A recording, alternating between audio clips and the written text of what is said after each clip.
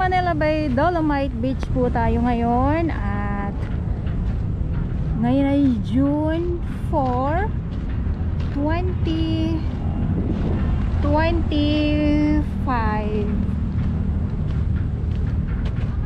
Siyempre, nandito pa din po ang ating mga Manila Bay Warriors, Estero Rangers ng DNR, MMDA, DPS Mandaragat. Doon po sila sa Manila Yacht Club.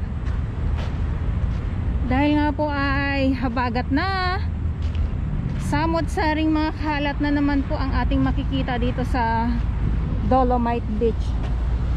So hindi lang doon sa hindi lang dito talaga, tulad ng binabanggit ko pag nagwa-vlog ako, hindi lang pag maraming kalat, hindi lang pag tagbagyo.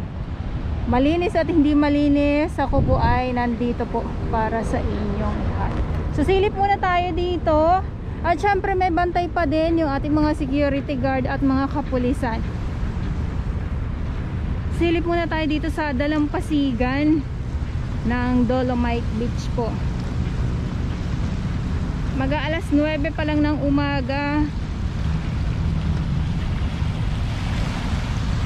Ito yung ating dalampasigan ng Dolomite. Ayan, dami mga kahoy-kahoy na naman. Ayan, nabagat. Ano na naman ito sa ating mga sa ating mga warriors, yung mga kalat na ito.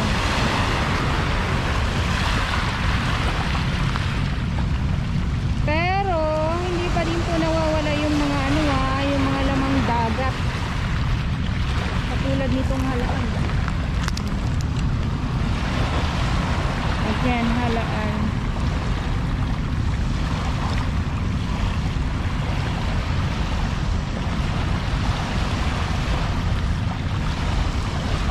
Yan, pag malakas ang alon na nabubungkal or nahalukay, tapos napapadpad naman dito sa dalampasigan. So walang mga tanim-tanim na mga lamang dagat dito, tulad ng sinasabi ng ating ibang mga viewers na galing lang palengke. Ay, grabe naman yan.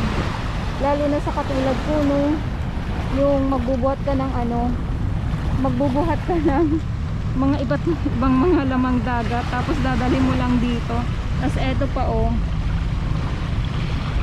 palapad, paano naman to, ibang korte naman to, hindi ko lang alam kung anong tawag dito, basta marami yan sila. Ay, ayan na, eto pa. Ayan, natalaba, yes, may talaba din dito. Ayan, talaba po ito.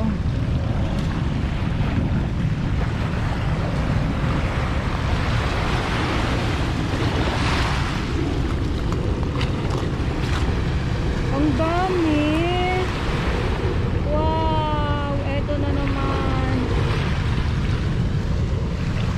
Hindi ko naman ito kasalanan pag nakakakita ko ng ganito. Ayan, eto pa, balik ko nga sa dagat. Ay, dapat pinicturean ko muna pala, dapat pinadami ko muna. Ang dami na naman ngayon dito. Ito, tapos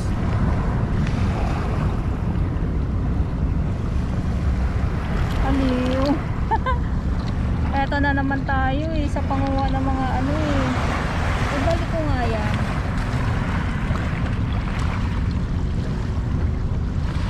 So naglalabasan ang mga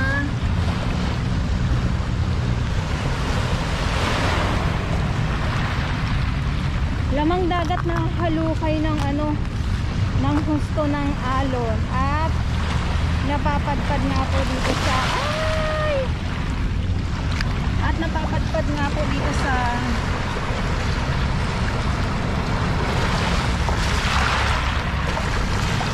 dalampasigan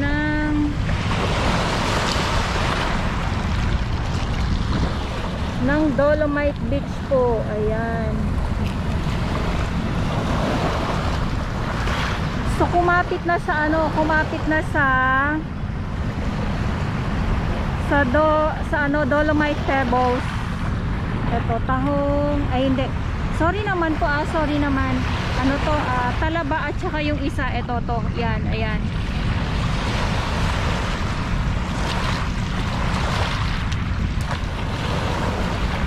Bawal kasi dito manguha ng mga lamang dagat, kaya kung halimbawa manguha din po tayo, ipapabalik din po yan.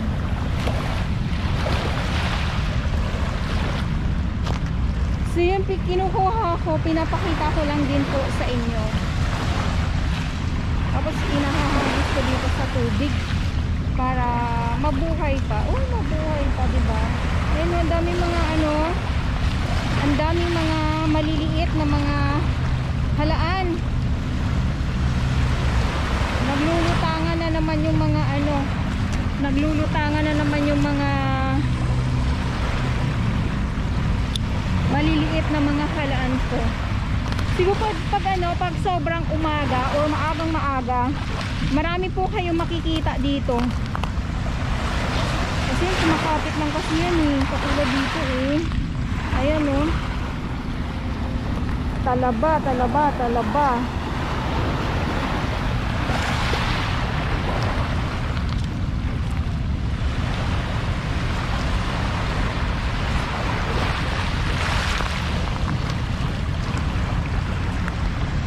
Sinasabi ko, pag umulan tapos mainit tapos biglang ulan, yung mga iba't ibang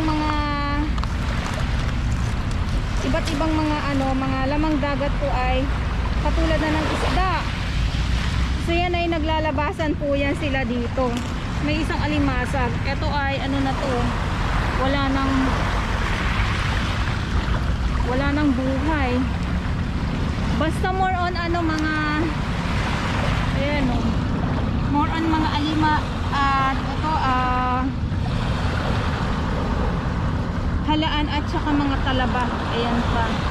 Tapos yung batotoy, ayan, mga maliliit.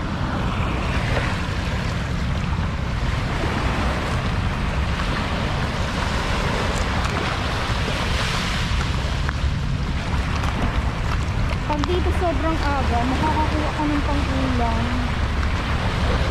Kaya pag yung mga ganito na ang dalampasigan, puno ng mga lamang dagat, nakakatuwa, diba? Kasi hindi na burak ang ating makikita, hindi katulad dati. Iba yung dati at saka yung ngayon, na maglalakad ka lang, tapos mamamasyal ka lang, may pang-ulam ka na. Ganun yun eh, libreng ulam.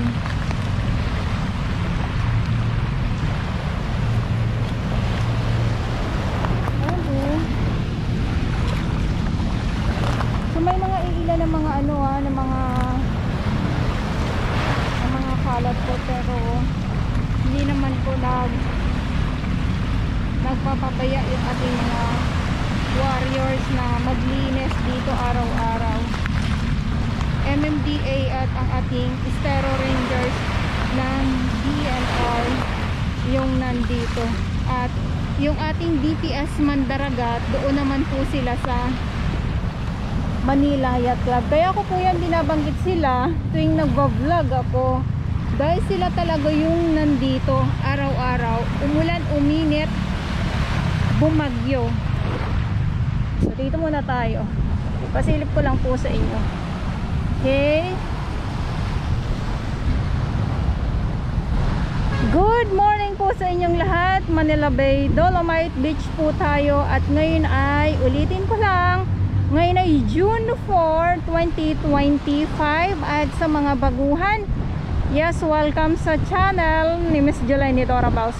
Mahalin niyo po ako ng buong buo, yun ay hindi galing sa ilong ng Maisima Garo sa buwa. So yung ating mga namamasyal, nandyan sila nakaupo lang kasi sobrang init na po. Dapat pag pupunta kayo dito, kailangan maaga po, or kung hindi naman sa hapon, mga 5, mga ganyan.